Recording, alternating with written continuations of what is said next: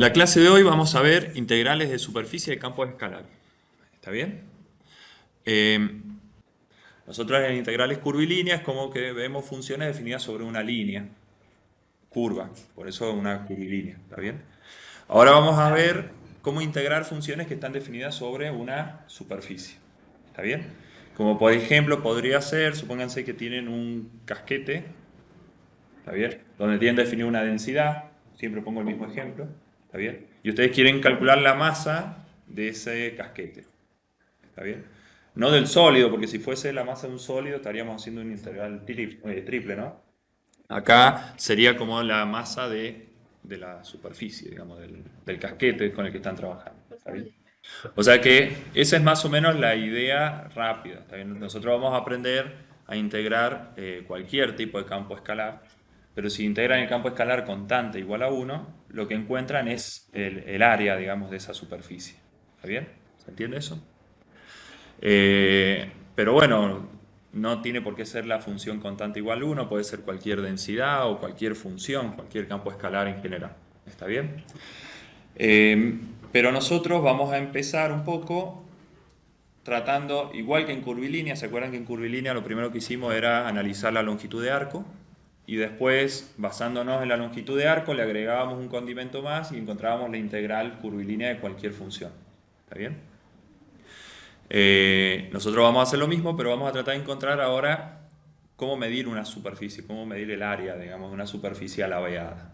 ¿Está bien? Y después que aprendamos, bueno, le vamos a agregar ese condimento para después calcular las integrales de superficie de cualquier campo escalar. Y después vamos a pasar en la próxima clase a las integrales de superficie de campos vectoriales, donde ya vamos a entrar en el concepto de flujo y demás que un poco estuvimos hablando también en la otra clase. ¿Se acuerdan que para poder calcular una integral curvilínea nosotros teníamos que parametrizar una curva? ¿Está? Bueno, ahora vamos a calcular una integral de superficie, entonces tenemos que aprender a parametrizar superficies. ¿Está? Una superficie es bidimensional, ¿está bien? Tenemos 2 grados de libertad para movernos por sobre una superficie. Entonces, es de esperar que dependa de 2 parámetros, digamos, la parametrización que uno tiene, digamos. ¿Está bien? O sea, no alcanza con un solo parámetro, porque si no, lo único que hacemos es dibujar una línea si trabajamos con un solo parámetro. Necesitamos 2 parámetros para, de algún modo, poder dibujar una superficie. ¿Está? Entonces, ¿qué sucede? Nosotros vamos a tener un espacio de parámetros, ¿está bien? Y dentro de ese espacio de parámetros está el conjunto que uno, o sea, uno tiene que elegir una parametrización que haga que este conjunto sea lo más fácil posible, más simple posible, para que la integral quede fácil. ¿Estamos de acuerdo? ¿Por qué? Porque así como las integrales curvilíneas, cuando uno aplicaba la definición de integral, le quedaba una integral de cálculo 1, o sea, una integral univariada. En las integrales de superficie, cuando apliquen la definición que vamos a ver, les va a quedar una integral doble a resolver. ¿Está bien? Y cuando uno resuelve una integral doble, uno quiere que el dominio sea fácil, porque si no, va a tener que incorporar ahí un cambio de variable después para poder resolver esa integral. ¿Está? Entonces uno trata de, desde un principio, parametrizar con los parámetros lo más simple posible de acuerdo a la superficie con la que va a trabajar. ¿Estamos? Entonces, tenemos un espacio de parámetros bidimensional, ¿está bien? Y nos interesa dentro de ese espacio de parámetros un conjunto H, ¿está bien? Donde se van a mover los parámetros. Para cada punto, para cada V que tenemos acá, por intermedio de una función R, que va a ser la parametrización, nosotros vamos a caracterizar un vector posición acá. ¿Está bien? Entonces, para cada punto de acá tenemos un punto de acá, y cuando nosotros terminemos de recorrer todo el conjunto H que nos interesa, y armemos todos los vectores posición que me va definiendo la parametrización, terminamos formando acá un conjunto de puntos que es una superficie, forman una superficie. ¿Estamos de acuerdo? ¿Se entiende el concepto? Esto es una parametrización, o sea que para cada V definimos un vector posición que tiene una componente en X, una componente en Y y una componente en Z. ¿Está bien? Esto lo podrían escribir como una terna si quieren. Observación, primero son 2 parámetros, ¿está bien? Le vamos a pedir a esta función R que sea biyectiva. ¿Se acuerdan qué quería decir biyectiva? Inyectiva y sobreyectiva. O sea que tiene que haber una relación 1 a 1, total, digamos, donde todos los puntos de H estén correspondidos con todos los puntos de S y todos los puntos de S con un punto de H. Tiene que haber una ida y vuelta. De algún modo que la parametrización sea una especie de deformación de esta cosa plana que tenemos acá. ¿Está bien? Tenemos acá una cosa plana, el conjunto H, lo doblamos, estiramos, qué sé yo, todas operaciones suaves y que me quede formada la superficie de algún modo. Entonces, por eso es que pedimos que R sea diferenciable, que es una segunda suposición que nosotros pedimos. ¿Está bien? Y pedimos que la superficie S sea regular. ¿Se acuerdan qué significaba que una curva sea regular? Que la velocidad de la parametrización no se hiciese cero. ¿Está bien? Porque eso podía producir picos, digamos. ¿Está bien? Bueno, entonces lo que nosotros pedimos es que las derivadas, para que sea la superficie regular, pedimos que la parametrización no tenga derivadas parciales nulas. ¿Estamos de acuerdo? ¿Sí? ¿Por qué? Ya más adelante vamos a ver que el vector normal a la superficie, ¿está bien? Que está conformado por el producto vectorial entre las dos derivadas parciales, ¿está bien? Con esa propiedad de que este no sea nulo y este no sea nulo, garantizamos que el vector normal no sea nulo, digamos. O sea, nosotros necesitamos un vector normal para que esta superficie, de algún modo, esto garantiza que la superficie no tenga picos tampoco, ¿está bien? Entonces necesitamos que la superficie S sea regular, ¿está? Que es una característica equivalente a la que la curva sea regular, ¿está? Que no hayan velocidades nulas en las direcciones coordenadas de los parámetros, ¿está bien? Eso es lo que vamos a pedir en una parametrización. Un ejemplo de parametrización es cuando nos dan la función de forma explícita. ¿Cómo parametrizarían una superficie que te la dan de forma explícita? La forma de parametrizar es así, digamos. ¿Está bien? Vos podrías poner x igual u, y igual b y z igual a f de v si querés. O para ahorrar un poco letras y hablar rápido, directamente decir, bueno, x es x, y es y z es f de xy. Y vamos a considerar que la x y la y es el parámetro. ¿Está bien? Entonces, como la x y el y son el parámetro, entonces lo que va a pasar es que ese espacio paramétrico en realidad va a estar dibujado ahí en el dominio. O sea, va a coincidir el dominio de la función con el espacio de parámetros con el que estás trabajando.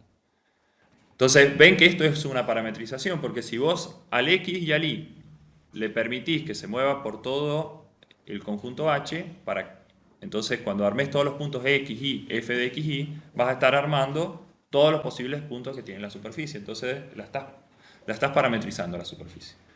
Bueno, ¿por qué R es biyectiva en este caso?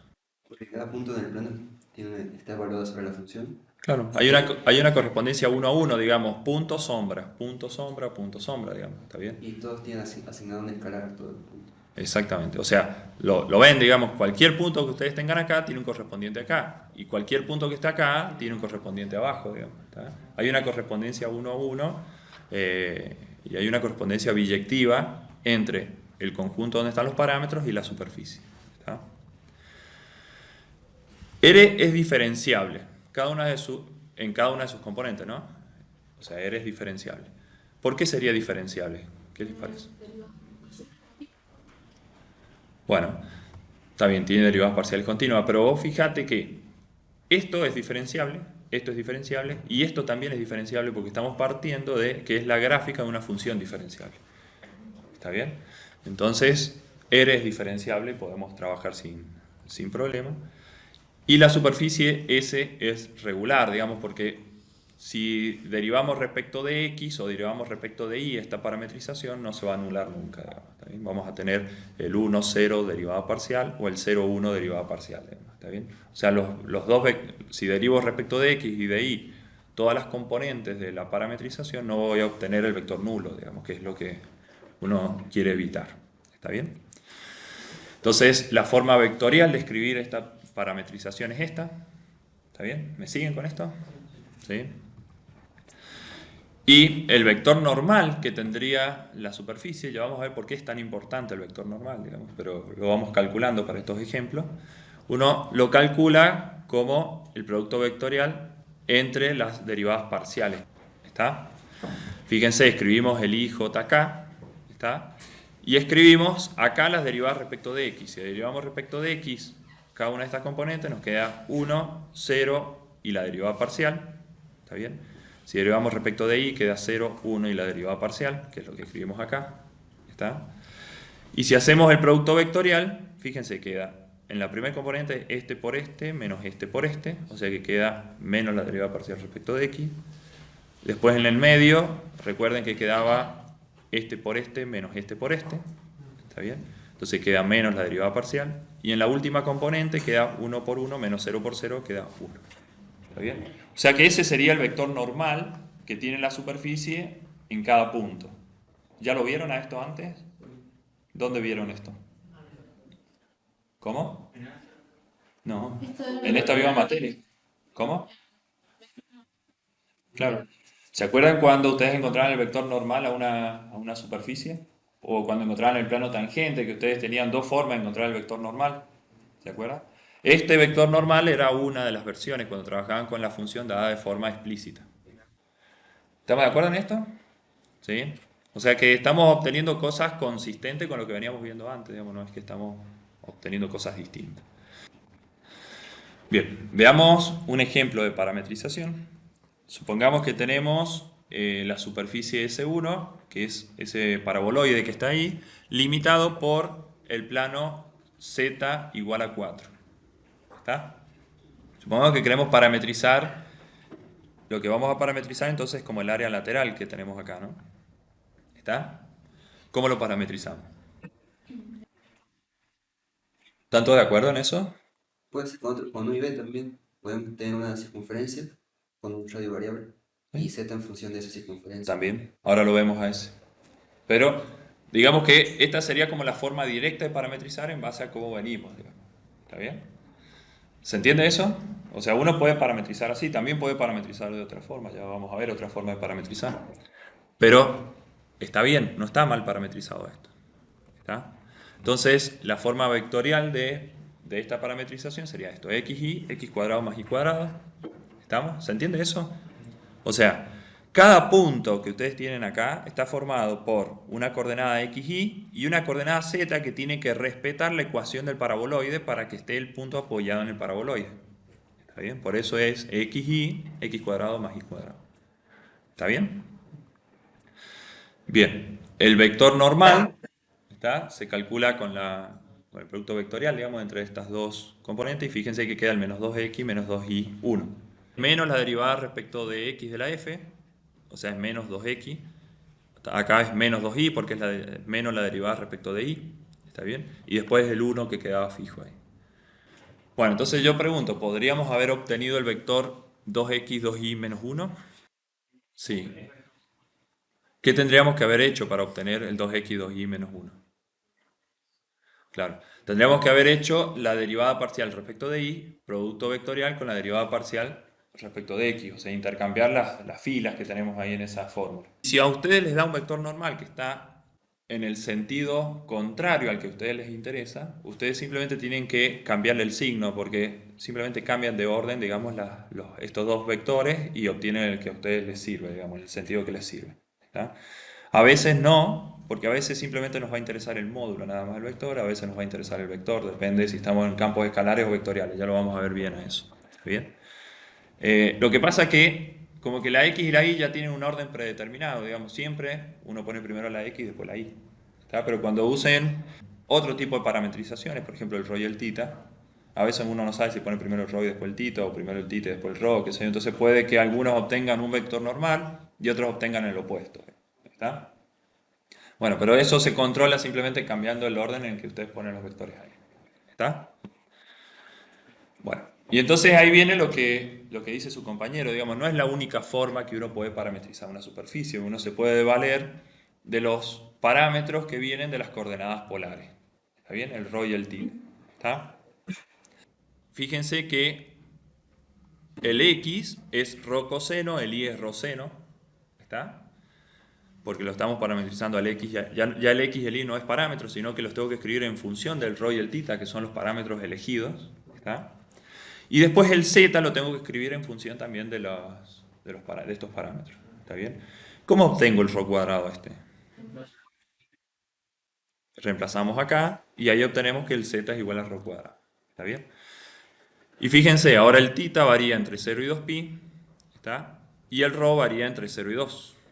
¿Está? O sea que, de algún modo, queda un espacio de parámetros mucho más simple de trabajar que con el que teníamos antes a la hora de integrar, porque después en algún momento vamos a caer en una integral doble, digamos, ¿está bien? Entonces por ahí es bueno, desde el momento que uno parametriza, ya hacerlo con las mejores coordenadas, digamos, ¿está? Bueno, entonces la forma vectorial que tendríamos es esa, simplemente escribimos uno al lado del otro, digamos, lo que vale la x, la y y la z, ¿está bien? Y después podemos encontrar el vector normal, digamos, en estas nuevas coordenadas. ¿Está? Que se hace igual que lo que hicimos recién. Ponemos las derivadas, acá serían las derivadas respecto de θ primero, y después las derivadas respecto de ρ. Entonces fíjense, si derivamos esto respecto de θ, nos queda ρ por menos seno, que es lo que escribimos acá. Si esto lo derivamos respecto de θ, nos queda ρ por coseno, que es lo que escribimos acá. Y si lo derivamos respecto de θ a esta expresión, nos queda 0. ¿Está? Después, si derivamos respecto de ρ la primera expresión, o sea, lo que vale x, nos queda coseno de θ. Si derivamos esto respecto de ρ, nos queda seno de θ. Y si derivamos esto respecto de ρ, nos queda 2ρ. Entonces después, cuando hacemos las cuentas, en la primera coordenada queda esto por esto, que sería 2ρ cuadrado coseno menos 0. Entonces queda esta expresión. ¿Está bien? Después en la coordenada del medio hacemos este por este menos este por este, o la otra versión con el signo cambiado, ¿está? Y les va a dar 2ρ cuadrado seno de θ. Y por último, tapamos esta columna y hacemos este por este menos este por este, ¿está bien? Queda menos ρ seno cuadrado menos ρ coseno cuadrado, ¿está bien? Sacamos, sacamos factor común menos ρ y el seno cuadrado con seno cuadrado es 1. Entonces obtenemos este vector normal que está acá. ¿Sí? Pero de algún modo, este vector normal debería respetar, o sea, si yo lo grafico, debería respetar también ser normal a esta superficie, ¿está bien? Entonces estaría bueno poder comparar este vector normal que obtuvimos con estas coordenadas con el vector normal que obtuvimos recién. ¿Se acuerdan el de recién? Este, el menos 2x menos 2y 1 o el 2x 2y 1 menos 1. ¿Está? O sea, deberíamos poderlo comparar. Entonces, fíjense, si ustedes a este vector normal le sacan factor común ρ, si le sacan factor común ρ, les queda 2 por ρ coseno, porque hemos sacado un ρ afuera. Acá les queda 2ρ seno, ¿está bien? Y acá les queda menos 1. ¿Estamos? Acá, ρ coseno es x, o sea, si hacemos como el camino inverso de querer volver a las coordenadas rectangulares, ¿está bien? Entonces, ρ coseno es x, entonces acá tengo el 2x. Ρ seno es y, o sea que acá tengo el 2y, ¿está bien? Y el menos 1, bueno, es el menos 1 que tenemos ahí, ¿está bien? Entonces tenemos 2x, 2y y menos 1 multiplicado por ρ, que es el jacobiano. Fíjense que la única diferencia que hay entre el vector de antes y el de ahora es un factor de escala nada más. ¿Está bien? Que es el jacobiano. ¿Está? Este punto lo voy a señalar más adelante porque van a ver qué sucede. Digamos. Si ustedes quieren resolver una integral de superficie y parametrizan con las coordenadas rectangulares, y después que parametrizaron con las coordenadas rectangulares se dan cuenta que es difícil integrar así, y hacen el cambio de variables a polares, ahí tienen que meter un jacobiano en el cambio de variables. ¿Está bien? En cambio, si ustedes de entrada se dan cuenta que tienen que parametrizar con coordenadas polares, ¿está bien? El jacobiano entra directo acá, en el vector normal. Y no hace falta hacer un cambio de coordenadas ni nada, sino que ya la parametrización y el vector normal en sí ya traen el jacobiano metido adentro a la hora de hacer la integral. Lo que quiero también que quede como moraleja de acá es que no importa si parten de coordenadas rectangulares o parten de coordenadas polares, de algún modo estamos encontrando el mismo vector normal y a la larga, en algún momento van a tener que incorporar este ρ en la integral que ustedes calculen. O sea, ustedes tienen libertad para elegir la parametrización que quieran. ¿Está bien? Lo que puede pasar es que después, cuando van a resolver la integral, se den cuenta que los parámetros elegidos no han sido los adecuados para el tipo de superficie con la que están trabajando. ¿Está bien? Y tengan que meter un cambio de coordenadas después de última. Bien, entonces vamos a tratar, así como en integrales curvilíneas nosotros encontramos una fórmula para encontrar la longitud de arco, ahora vamos a tratar de ver cómo medir una superficie. ¿Está bien? Entonces, partamos de un espacio paramétrico, un conjunto sobre el que están definidos los parámetros. Vamos a suponer que tenemos una superficie parametrizada. La superficie es lo suficientemente buena, digamos, con todas estas hipótesis que habíamos considerado. ¿Está bien? Y por ende la parametrización también es lo suficientemente buena. ¿Está bien? Y lo que hacemos siempre, digamos que vamos a tratar de definir un integral que es particionar el dominio. ¿Está bien? ¿Se acuerdan que en longitud de arco nosotros tomamos pedacitos de arco y después empezamos a trabajar? Bueno, acá lo que vamos a hacer es este tramado que tenemos acá. ¿Está bien? Que lo que hacemos es particionar en pedacitos chiquitos y cuadrados o rectangulares, digamos, el dominio de los parámetros que tenemos. ¿Está bien? Esa partición, si uno lo ve como una imagen, genera de algún modo una partición acá. ¿Está bien? ¿Por qué? Porque cada pedacito chiquito que está acá corresponde a un pedacito chiquito que está acá, digamos. ¿Está bien? Hay una correspondencia 1 a 1, dijimos, entre la parametrización y la superficie. ¿Está? Entonces, si nosotros queremos saber cuál es la superficie que tenemos acá, deberíamos ser capaces de calcular la superficie de cada pedacito chiquito y después sumar todos esos pedacitos chiquitos de algún modo. ¿Está bien? Entonces los pasos que vamos a seguir es ver qué relación hay entre el área de este pedacito chiquito y el área que tenemos en un pedacito chiquito de acá, digamos. ¿Está bien? Entonces, cuando veamos la relación, vamos a primero encontrar una aproximación de este área chiquita y después vamos a sumar todas las aproximaciones. La suma de todas las aproximaciones me da una aproximación del área total que tenemos acá. ¿Está bien? Y cuando hacemos estos pedacitos cada vez más chiquitos, o sea, el delta U y el delta B tender a cero, la aproximación se convierte en una identidad, digamos, se convierte realmente en la superficie que nosotros queremos calcular.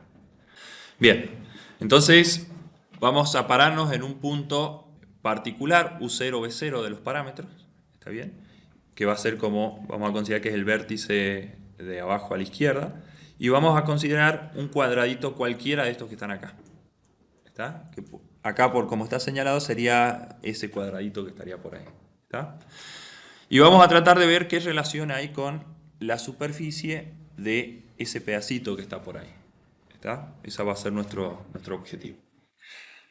Para ver qué relación hay entre las áreas, tenemos que ver qué tanto deforma la parametrización. Si es una parametrización que estira demasiado, y bueno, va a haber como mucho crecimiento en el área, o sea, va a haber mucha diferencia entre este área y esta área. Ahí más o menos uno puede ver, digamos, que las parametrizaciones generan deformación. Ven que la parametrización genera una deformación en esto que era plano, quedó algo alabeado, ¿está bien? Y ni siquiera tenemos garantía de que queden rectos, digamos, los costaditos del delta de superficie que vamos a tener del otro lado, ¿está bien?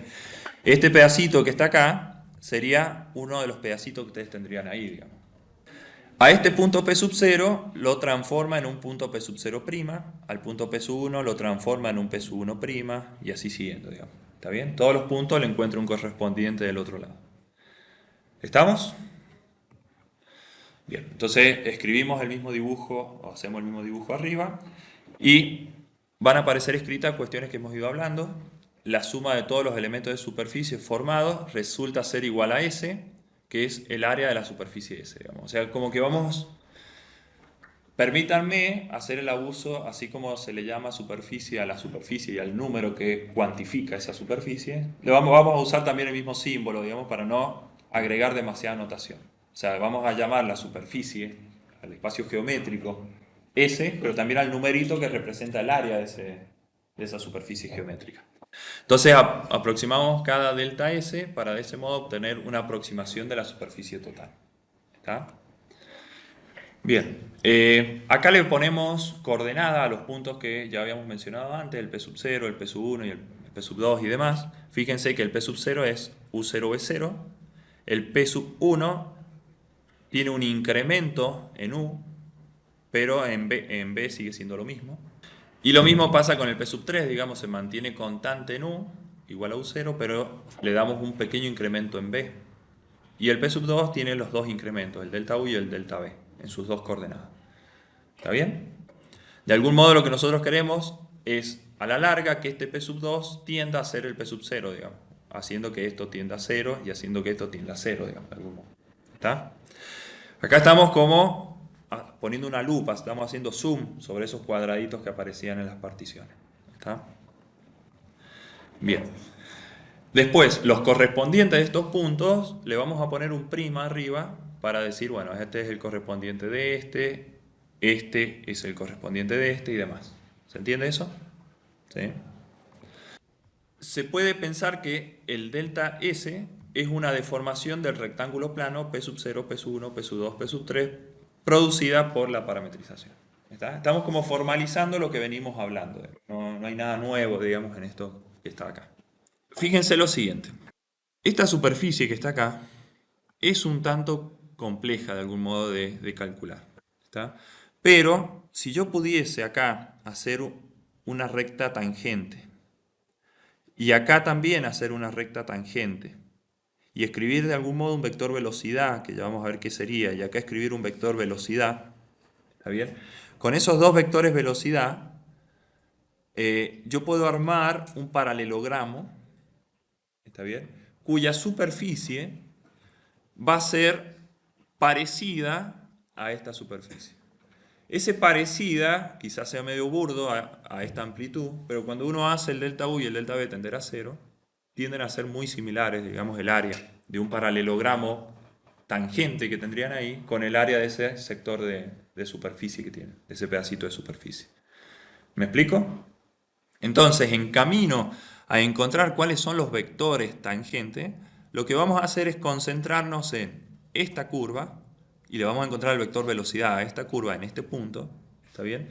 Y le vamos a encontrar el vector velocidad a esta curva en este punto. Entonces, lo que nosotros tenemos que tener en cuenta es que vamos a empezar con la C2, que es lo que está escrito acá, digamos. O sea, esta curva que está acá, o los puntos que conforman esta curva, son en realidad los puntos, estos que están acá, que al transformarlos con la función R se produjo esta curva en el costadito, digamos, del... ¿Lo ven a eso? ¿Sí? Entonces, fíjense, si yo quiero parametrizar esta curva, fíjense, esto que está acá es la parametrización de toda esta superficie. Entonces, todos estos puntos son el resultado de aplicar esta parametrización a estos puntos que están acá. ¿Se entiende? Si ustedes agarran todos estos puntos y se fijan a dónde van a parar con esta parametrización, les va a dar todos estos puntos que están acá. ¿Está? Entonces, podríamos decir, bueno, a ver, si yo a la parametrización en U y en B que tenía, dejo fijo el parámetro U y dejo solamente variable la B, lo que yo tengo es, o sea, los puntos U0B son todos estos puntos que están acá. Y si yo hago R de todos esos puntos, lo que obtengo es esto que está acá. Entonces, esta representación, que ahora depende solamente de un parámetro variable, es la parametrización de esta curva. Entonces, esta es una forma de parametrizar esta curva. Y ya más o menos uno se puede ir dando una idea de cómo encontrar el vector velocidad ahí. ¿Está? Pero pensemos ahora en la otra curva, ya nos metemos en el vector velocidad. Esta curva que está acá es la imagen de qué puntos. De todos estos que están acá, ¿no? ¿Sí? Sería la imagen de todos estos puntos que están acá. O sea que si yo dejo fijo el B0 y dejo variable el U, ¿está bien? Entonces lo que voy a tener es una parametrización de esta curva que está acá. ¿Está? Y fíjense que a esta curva le vamos a llamar C1' porque es la imagen de la C1, y a esta curva le vamos a llamar C2' porque es la imagen de la C2. Fíjense lo siguiente. Si ustedes hacen P2' menos P0', o sea, este punto menos este punto, fíjense que es este punto que está acá, es la imagen del punto P2. ¿Está bien? Lo voy a hacer en general y ya van a ver en particular por qué llegamos al vector tangente. Este punto que está acá es el punto P2. Y este punto que está acá, ¿qué punto es? P0. Si yo hago R de P2, obtengo el P2'. ¿Estamos de acuerdo? Si yo hago R de P sub 0, obtengo el P sub 0'. Entonces está bien que P sub 2' menos P sub 0' sea esta resta que está acá. ¿Estamos de acuerdo? Bien. Esto menos esto es lo que se define como el delta R, digamos, es el incremento en la parametrización. Es lo que vale la parametrización en un punto incrementado, si quieren, menos lo que vale la parametrización en este. O sea, lo que vale acá menos lo que vale acá. Sería esto menos esto. Es el delta de R que ustedes tienen. ¿Está bien? Que el delta de R, ¿está bien? Uno lo aproxima con el diferencial de R. Nosotros lo hemos visto en escalares, pero en vectoriales es una aproximación componente a componente, digamos. El delta de R es un delta componente a componente y el diferencial de R es un diferencial X, diferencial Y, diferencial Z. ¿Estamos de acuerdo? Son aproximados, ¿está bien? Esto es un vector y son aproximados componente a componente. ¿Está? El diferencial R, por definición, es el vector de velocidad que uno encuentra al derivar respecto de u, diferencial u, más la derivada respecto de b, diferencial b. ¿Está? Es una aproximación que uno tiene acá. Y entonces, si uno lo particulariza a esta aproximación, fíjense, a ver.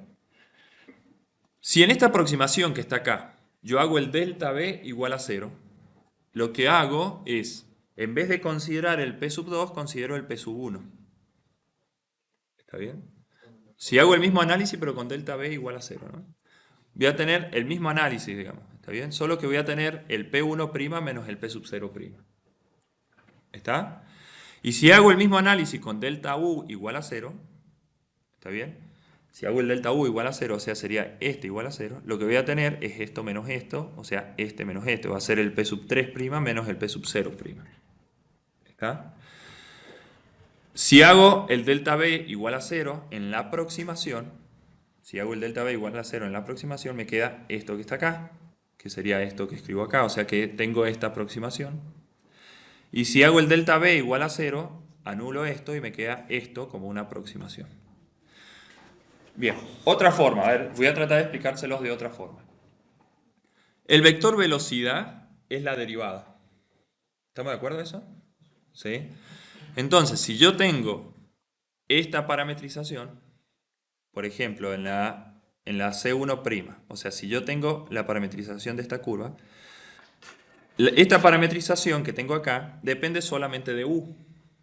¿Está bien? Entonces, si yo tengo una curva para encontrar el vector velocidad, lo tengo que derivar respecto de U. ¿Se entiende? El vector velocidad es una derivada. Entonces, derivo respecto de U cada una de las componentes. Por eso es que este vector tangente es la derivada respecto de U, pero la tengo que escalar con el diferencial U, digamos. ¿Está bien? Para que sea una aproximación, para que de algún modo este vector normal se vaya acomodando al tamaño que, porque yo esto después lo quiero ir achicando, y voy a necesitar que este vector normal se vaya achicando para que el área del paralelogramo este que terminemos armando acá sea parecida al área verde que tengo abajo. Entonces tengo que poder escalar. Y la forma de escalar es con el diferencial U con el que estamos trabajando. Esta es una interpretación de lo que estamos obteniendo. Lo mismo así. Esta curva que está acá depende solamente del parámetro B. ¿Está bien? Entonces derivo respecto del parámetro, o sea, derivo respecto de B, componente a componente, y obtengo un vector de velocidad, que es un vector tangencial acá. Y lo escalo con el diferencial B. Esta es una interpretación de las cuentas que nosotros hemos obtenido acá. Digamos que, de algún modo, el vector, otra interpretación, P1' menos P0', o sea, el vector que se forma al hacer esto menos este vector, que sería un vector recto acá, acá estamos diciendo que es parecido a este vector. ¿Está bien? Quizás ahí uno dice, che, pará, no es tan parecido. Bueno, hagamos tender todo a 0 y vas a ver cómo cada vez se va a ir pareciendo más un vector al otro. ¿Se entiende? Entonces es parecido. Y también el vector P3' menos P0' es parecido a este vector tangente que está acá. ¿Está?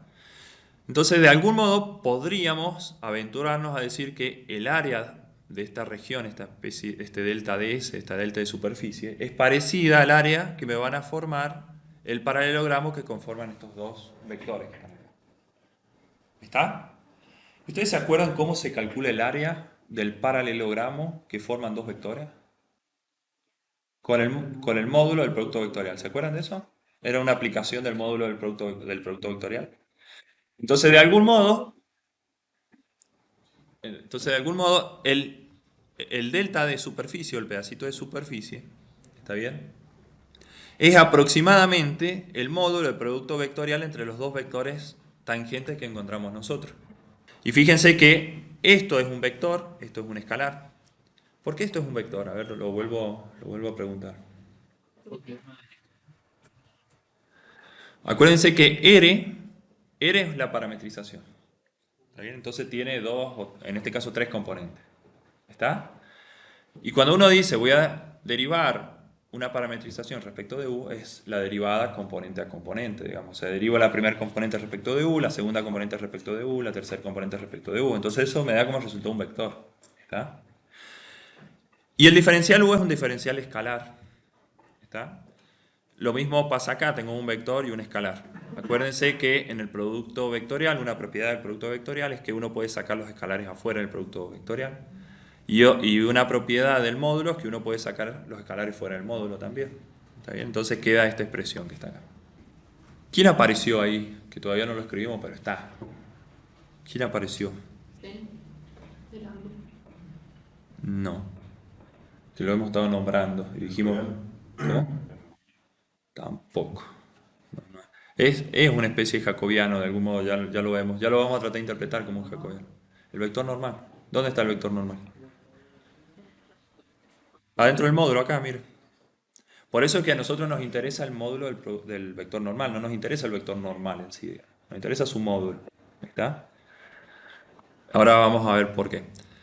Y otra cosa que está bueno que lo digan, digamos, es que de algún modo el jacobiano o el factor de cambio del área que hay entre el área rectangular y la deformación que se produjo está dada por el módulo del vector normal. Este sería como el jacobiano que hay de transformación entre unas coordenadas y la otra. ¿Estamos de acuerdo? ¿Sí? Es el factor de elongación, o no sé, póngale algún título. Es el que me mide cuánto estira o cuánto comprime el área original esta parametrización.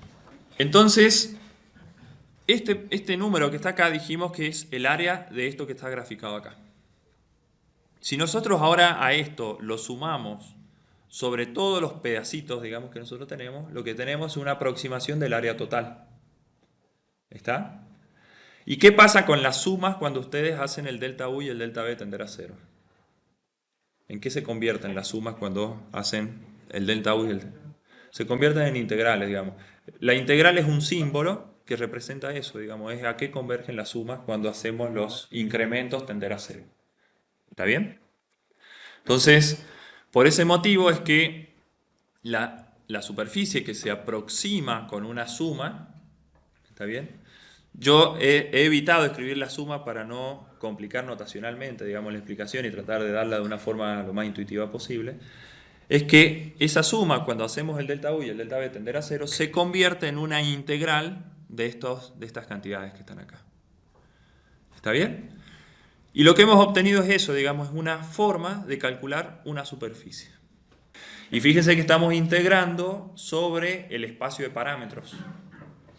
Como estamos integrando sobre el espacio de parámetros, es que conviene parametrizar de la mejor forma posible, porque si no vamos a terminar integrando difícil, digamos.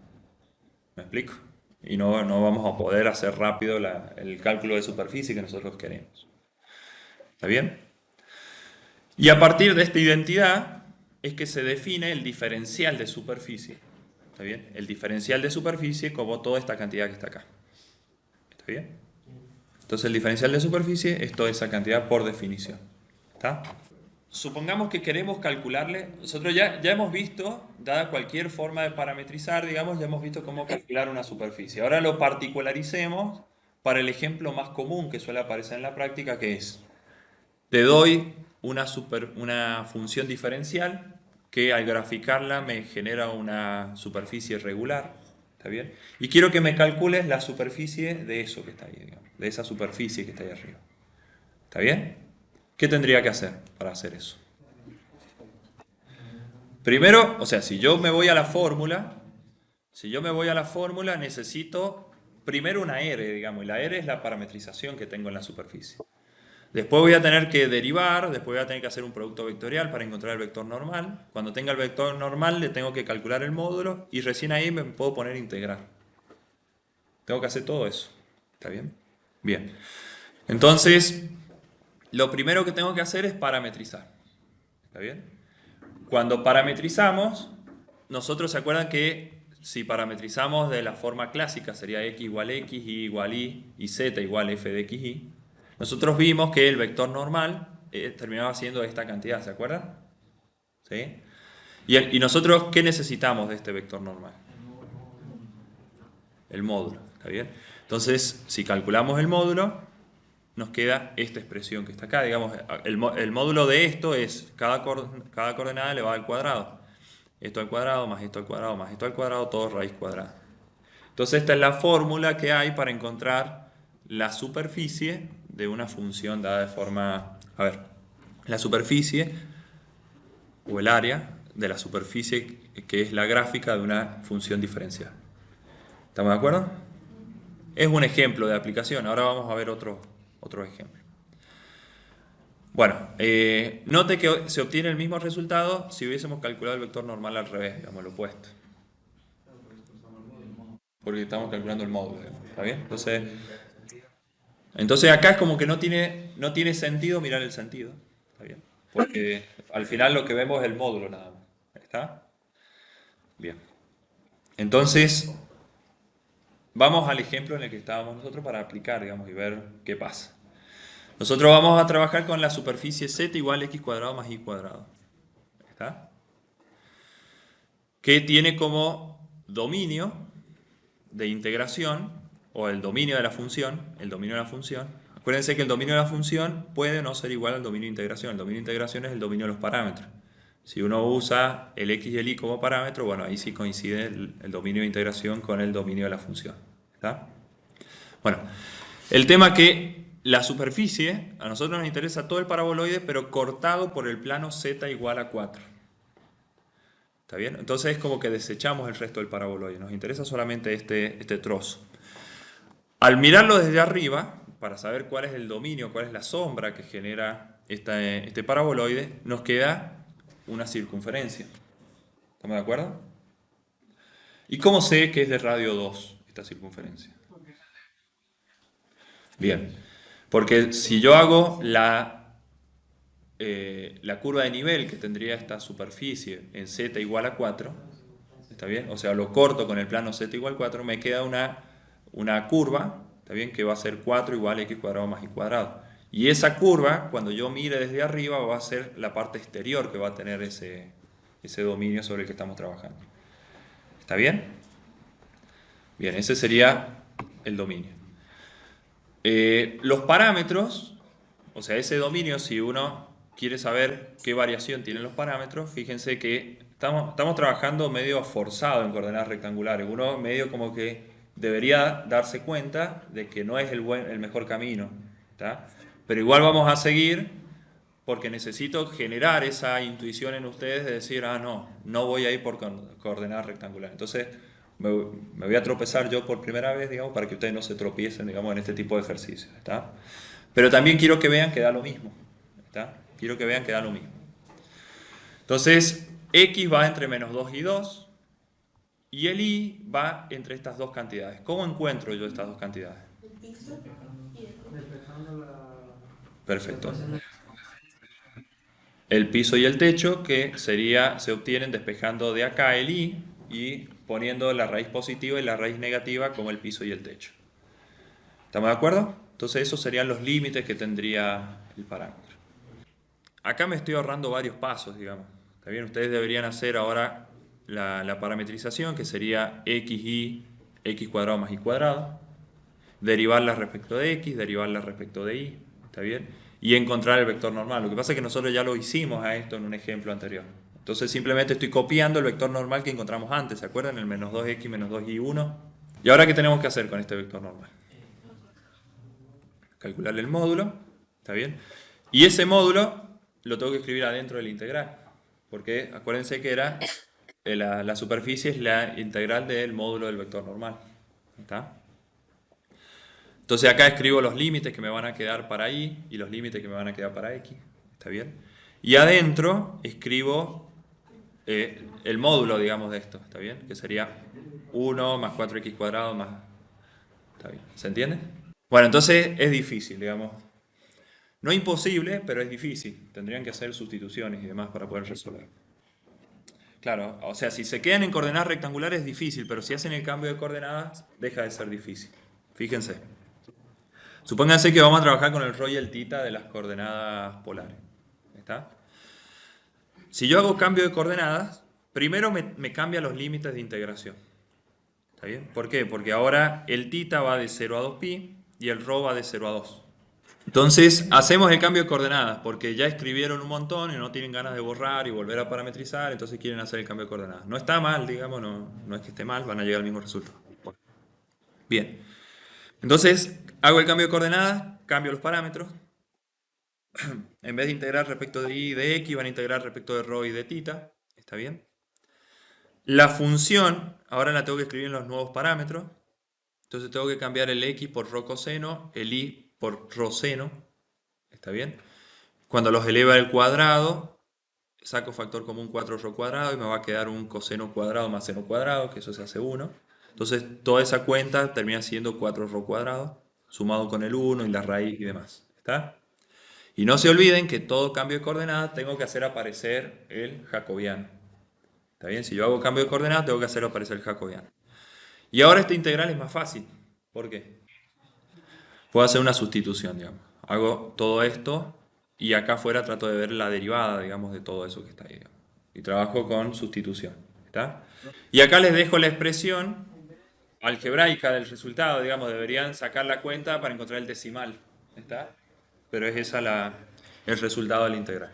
Entonces ahora lo que vamos a hacer es lo mismo, pero vamos a parametrizar desde un comienzo con las coordenadas polares y vamos a ver que este jacobiano aparece de forma natural metido dentro del vector normal. ¿Estamos de acuerdo? Pero si no, tienen que hacer el cambio de coordenada y meterlo ustedes forzado, digamos, ahí al jacobiano. Bien, lo hagamos en coordenadas polares. En coordenadas polares resulta primero lo que les dije recién, digamos. El dominio de la función deja de ser igual al dominio de la parametrización.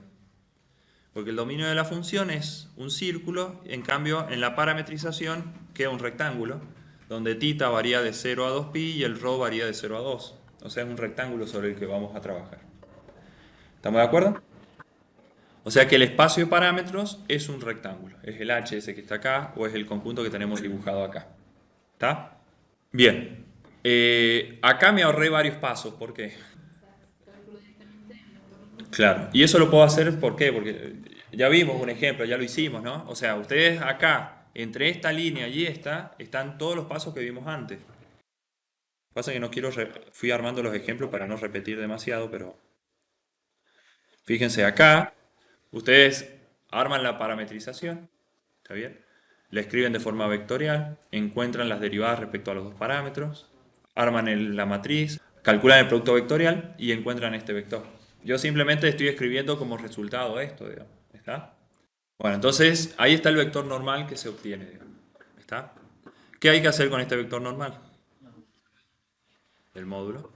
Bueno, le calculamos el módulo. Si le calculamos el módulo, ¿cuánto da? Tenemos que elevar al cuadrado de esto, sumarlo con el cuadrado de esto y sumarlo con el cuadrado de esto. Ahí van a aparecer los cosenos cuadrados, senos cuadrados, que se van a terminar simplificando o al sumarlos da 1. Entonces va a quedar 4ρ cuarta de la suma entre estos dos términos, más ρ cuadrado que sería el cuadrado de ρ. ¿Está? Y cuando lleguen a esto, presten atención porque en los ejercicios de la práctica es muy común que aparezca justo esta expresión, digamos. Conviene sacar factor común ρ cuadrado, después distribuir la raíz. Al distribuir la raíz, este ρ queda afuera y queda la raíz solamente de lo del paréntesis. ¿Está bien? ¿Por qué? Porque cuando ustedes hagan la integral está buenísimo tenerla escrita así, porque ya pueden hacer sustitución, queda armado para calcular sustitución. ¿Me explico? ¿Sí? Bien, ¿y ahora qué tengo que hacer para encontrar la superficie? Integramos el módulo del vector normal y fíjense que el módulo del vector normal era esto que está acá. ¿Está bien? Y acá aparecen los límites del parámetro. Fíjense que es lo mismo que teníamos antes, ¿no? ¿Se dan cuenta? Y el ρ apareció solo. ¿Está bien? Apareció solo. Y esto que estaba acá era el famoso 1 más 4x cuadrado más 4y cuadrado que ustedes tenían. Bueno, entonces el resultado va a ser el mismo. Bueno, noten que obtenemos la misma expresión y que el jacobiano aparece naturalmente al calcular el módulo del vector normal. Bueno, ahora vamos a hacerlo entero al ejercicio, porque ha estado como muy particionado todo con el paraboloide y demás. Entonces ahora lo vamos a hacer de cero a todo esto. Y con la misma vamos a usar otros parámetros que no son exactamente los mismos que teníamos antes. Hallar el área de la superficie cilíndrica x cuadrado más y cuadrado igual 25, comprendida entre z igual 2 y z igual 10. ¿Está bien? A ver, si tuviesen que sacar esta superficie, la superficie de esto, sin saber nada de cálculo 2, ¿cómo lo harían? Imagínense esto, lo estiran y les queda un rectángulo, ¿no? Entonces necesitan lo que mide la base del rectángulo. ¿Tá? Sería 2pi por radio. En este caso el radio es 5, o sea, tendrían 10pi ahí, ¿no? Y a eso lo multiplican por la altura, que es 8. ¿Está bien? O sea, 80pi. ¿Está bien? Entonces a eso deberíamos llegar. Pero bueno, nos compliquemos con cálculo 2. O sea, nos va a servir para verificar que lo que estamos aprendiendo realmente aplica con lo que uno intuitivamente sabe, digamos, ¿está bien? Lo que pasa es que esta superficie es bastante simple, pero cuando tengamos superficies más difíciles, ahí sí o sí tenemos que recurrir a lo que uno aprende en cálculo 2. Bien, ¿qué tenemos que hacer para calcular el área de esta superficie? Parametrizamos, bien. Bien, fíjense que acá no podemos usar el ρ como parámetro. ¿Por qué no podemos usar el ρ como parámetro? Porque se mantiene constante en toda esta superficie. ¿Lo ven? El ρ siempre va a valer 5. En cualquier punto que ustedes tengan en esta superficie, si ustedes miran desde arriba, va a corresponder con el ρ igual 5, digamos. ¿Está bien? No hay una variación en ρ como si pasaba en el paraboloide. En el paraboloide vos cambiabas el punto y te cambiaba el ρ. ¿Está bien? Acá no cambia, queda constante, entonces no lo puedo usar como un parámetro. ¿Está? El θ, en cambio, sí lo puedo usar como un parámetro porque me va diciendo en qué lugar de esta lámpara, si quieren, estoy. ¿Está? Y el z, de algún modo, me va a decir a qué altura, ¿está bien?, de esta lámina estoy. ¿Está? Entonces puedo usar el θ y el z como dos parámetros. ¿Lo ven? ¿Sí? Bien. Y entonces, ¿cómo parametrizo? Bueno, entonces el x, como el ρ es constante igual a 5, el x les queda 5 cosenos de θ. ¿Está? El y les queda 5 senos de θ. ¿Se acuerdan que esa es la parametrización de una circunferencia, no? Y ahora el z me va a permitir la altura. Entonces después hago z igual z, si quieren, o z igual o la letra que ustedes quieran. Pero podemos usar z directamente. ¿Está bien? Entonces de ese modo nos queda parametrizada esta superficie. Y fíjense que en el espacio de parámetros, θ, z, es un rectángulo. Lo cual es una buena noticia porque va a ser una integral fácil después. ¿Está? Entonces nos queda x 5 coseno, y 5 seno y el z igual a z. Los parámetros son θ y z. Ahora, ¿qué tenemos que hacer con esto? Armamos el vector posición y ahora lo derivamos respecto de θ y respecto de z. Bueno, derivemos respecto de θ, nos queda 5 seno de θ, 5 coseno de θ y 0. ¿Está bien? Y si lo hacemos respecto de z, 0, 0, 1.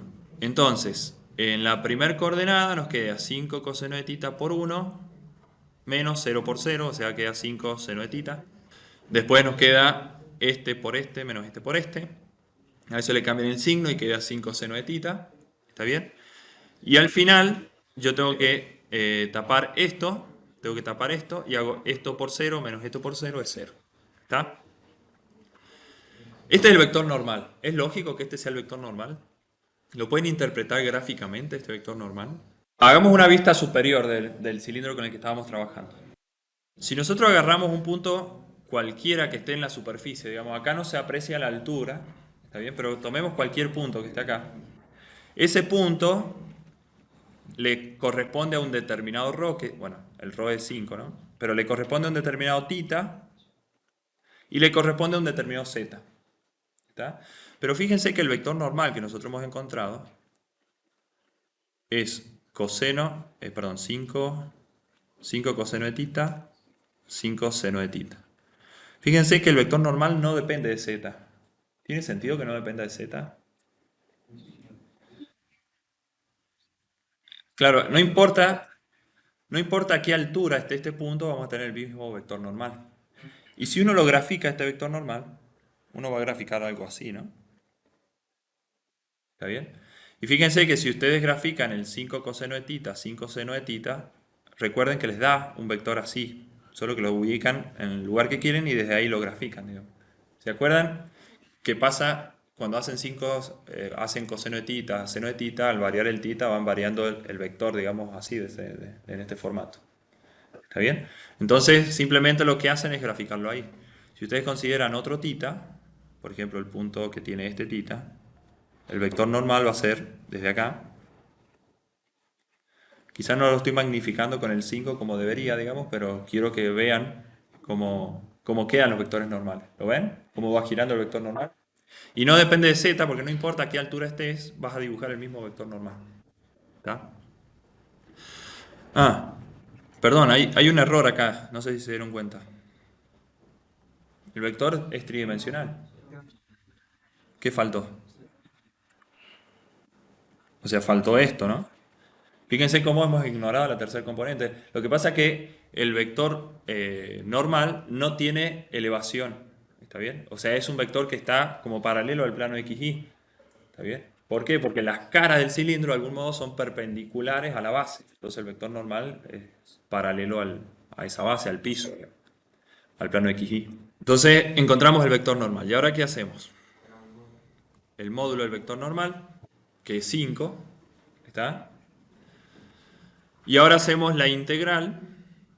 Esta es la fórmula para la superficie. Entonces escribimos 5, que es el módulo, diferencial z, diferencial tita, o lo escriben al revés, como ustedes quieran. Z varía entre 2 y 10, tita entre 0 y 2pi. ¿Está bien? Entonces va a quedar, como no aparece ni el tita ni el z, es 5 por los anchos de los intervalos, digamos, es 5 por 8 por 2pi. ¿Está bien? Si no, hagan la integral y eso les va a dar 80pi. ¿Está bien? Que era el valor que nosotros esperábamos que diese. Bueno, entonces, fíjense que nosotros la superficie la hemos calculado como la integral de una función 1, de algún modo, porque era la integral del diferencial de superficie que se convertía en una integral doble de la función 1, que no lo escribíamos nunca, por el módulo del normal, diferencial u, diferencial b. ¿Está? Bueno, ahora cuando ustedes tengan una función escalar, ¿está bien? Que sea lo suficientemente buena, continua, acotada, definida sobre un dominio, bueno, y demás, dominio D. Cuando tengan una función escalar, lo único que va a cambiar cuando calculen la integral de superficie es que la función escalar la tienen que poner en función de la parametrización, ¿está? Y al lado escriben lo mismo que tenían antes, digamos, ¿está? ¿Entienden eso? ¿Sí? ¿Cómo se define la integral de superficie? ¿Está? Y fíjense que de algún modo la integral de superficie, este es un dibujo que encontré, debe ser una distribución de temperatura o de presión atmosférica o de, qué sé yo, de densidad de la capa de ozono o algo por el estilo, debe ser este dibujo, ¿está bien? ¿Qué es lo que ustedes obtendrían haciendo la integral de superficie de esto? No es la superficie, porque fíjate que ya estamos metiendo una función. Para obtener la superficie tendría que integrar la función 1, digamos, debería estar todo como en el mismo color, como una densidad constante, si querés. Claro, si fuese temperatura y vos integrás, lo que obtenés es un número que te acumularía las temperaturas a lo largo de toda la Tierra, de algún modo. ¿Está bien? Eso sería la integral de superficie de si fuese una función de temperatura. No creo que sea función de temperatura porque acá en el polo está como muy denso. Yo me imagino que debe ser una especie de densidad atmosférica o algo por el estilo, digamos. ¿Está bien?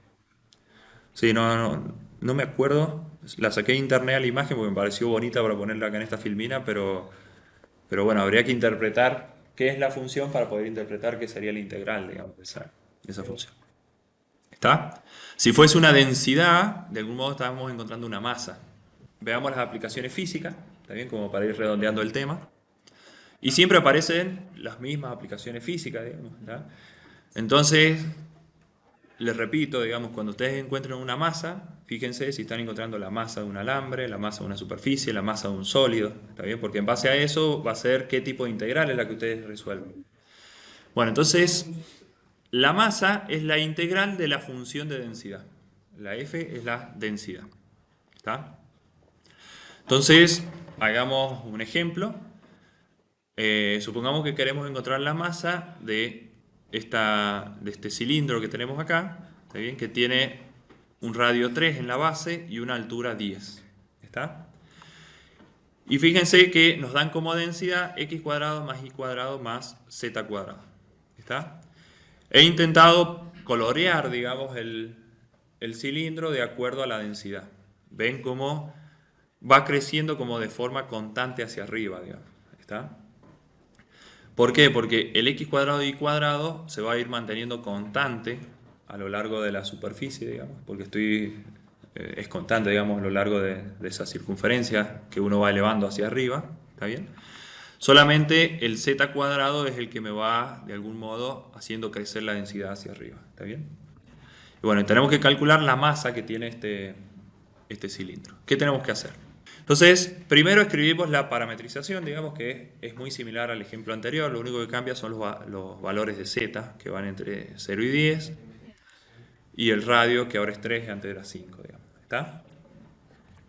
Entonces, esa es la forma vectorial que tendría la parametrización, y ese sería el vector normal, digamos que no tiene nada raro, porque es 3 coseno, 3 seno y 0, digamos, es lo mismo que veníamos haciendo antes. Bueno, ¿qué tengo que hacer ahora? Hagamos un pasito más, ya que estamos, le calculemos el módulo, digamos, al vector normal. ¿Está bien? Entonces el módulo queda 3, ¿está? Y ahora sí hacemos lo que vos querés, que es calcular la densidad evaluada en la parametrización. ¿Qué tendría que hacer para encontrar la densidad evaluada en la parametrización? 9, exacto, 9 coseno cuadrado más 9 seno cuadrado más z cuadrado. ¿Está bien? ¿Qué sería eso que está ahí? ¿Está? Entonces queda, los dos primeros términos suman 9 y después me queda más z cuadrado. Esa sería la densidad escrita en estas nuevas variables. 9 más z cuadrado. ¿Están de acuerdo? Eso quiere decir que tenemos densidad igual a 9 abajo y tenemos acá arriba densidad ¿cuánto? Bien, o sea 109 en alguna unidad de densidad. ¿Está? Bien. Entonces la masa, que sería la integral, recuerden que es una integral doble, los límites de los dos parámetros con los que estamos trabajando, la función evaluada en la parametrización, ¿está bien? El módulo del vector normal, ¿está? Y después tenemos el diferencial z y el diferencial θ. Les dejo como ejercicio hacer esta integral, es bastante simple hacer la integral doble, y tienen que llegar a esta cantidad. ¿Estamos de acuerdo? Bien, ahora hagamos pausa por un momento y quiero que me digan qué relación ven entre esta definición de integral de superficie de un campo escalar y la que vieron de integral curvilínea de un campo escalar. ¿Qué diferencias notan? Claro, o sea, antes teníamos una integral simple, ¿está bien? Ahora tenemos una integral doble porque tenemos dos parámetros, u y b, antes teníamos t nada más como parámetro. Claro, porque teníamos un solo parámetro, ahora tenemos dos en el R, muy bien. La función evaluada en la parametrización sigue estando igual, digamos, ¿está bien? Lo mismo que antes. Después acá tenemos este vector normal, antes que teníamos el vector velocidad y teníamos el módulo también. O sea, acá teníamos el R' y ahora tenemos, como podemos derivar respecto de dos cosas, lo derivamos respecto a las dos variables y hacemos el vector normal. Veamos un par de aplicaciones más. ¿Está? La aplicación que sigue después del cálculo de masa es el centro de masa. ¿Está bien? Y como siempre, el centro de masa lo único que agrega es X, Y y Z, digamos. ¿Está? ¿Se entiende? Entonces calculemos el centro de masa. ¿En qué coordenadas sería fácil saber cuál es el centro de masa? En X y en Y. ¿Cuánto da? 0, ¿no? O sea que lo único que tendría algún sentido de calcular sería en Z, digamos que uno no estaría en el punto medio, sino que estaría un poco más arriba del punto medio por cómo está la densidad, ¿no? Bien. Bien. todo es lo mismo, digamos, para calcular el centro de masa. Lo único que cambia, por ejemplo, si queremos calcular el X del centro de masa, cambia la función a integrar. ¿Está bien? Digamos que el módulo del vector normal es el mismo, los parámetros de parametrización van a ser los mismos. ¿Está bien? Esta parte, que es la parte de la densidad, es la misma, y lo único que tenemos que agregar es el X que está multiplicando, que sería 3 coseno de tita. Digamos. ¿Ven esa? Que es lo único que se agrega en la cuenta. ¿Está? Entonces, les dejo como ejercicio terminar el cálculo, pero ¿cuánto les tiene que dar esto? Estamos calculando el X del centro de masa. Esto les tiene que dar 0. Si yo quiero calcular el Z del centro de masa, ¿qué cambia? Entonces acá ponen Z. Entonces acá, en vez de poner 3 coseno de tita, ponen Z, porque el Z entra directo en la parametrización, ¿no? ¿Está? Bien. Momento de inercia respecto a un eje. De vuelta lo mismo, digamos. O sea, ustedes integran la distancia del cuadrado por la densidad. ¿Está? Entonces, a ver, momento de inercia respecto al eje Z. ¿Está? Entonces, ¿cuánto daría esta distancia si lo vamos a hacer respecto al eje Z? X cuadrado más y cuadrado. ¿Está bien? Que eso, x cuadrado más y cuadrado sobre la superficie, ¿qué sería? Es 3 al cuadrado, o sea, 9. ¿Está bien? O sea, sería cuánto vale la distancia al cuadrado en la parametrización, ¿no? Pero ahora lo vemos. O sea, la parametrización es la misma. Entonces, acá ustedes tienen que integrar la función que tiene la distancia al cuadrado y la densidad. ¿Está? La densidad es la misma que tenían antes, o sea que les queda 9 más z cuadrado. El módulo es el mismo, o sea que les queda 3. ¿Está bien? Y el x cuadrado más y cuadrado tienen que reemplazar el x por esta cantidad, el y por esta cantidad, y cuando hagan la cuenta les va a dar 9. ¿Está bien? Entonces pueden achicar esta expresión y después hacen la integral y demás, y eso les va a dar el momento de inercia respecto al eje z.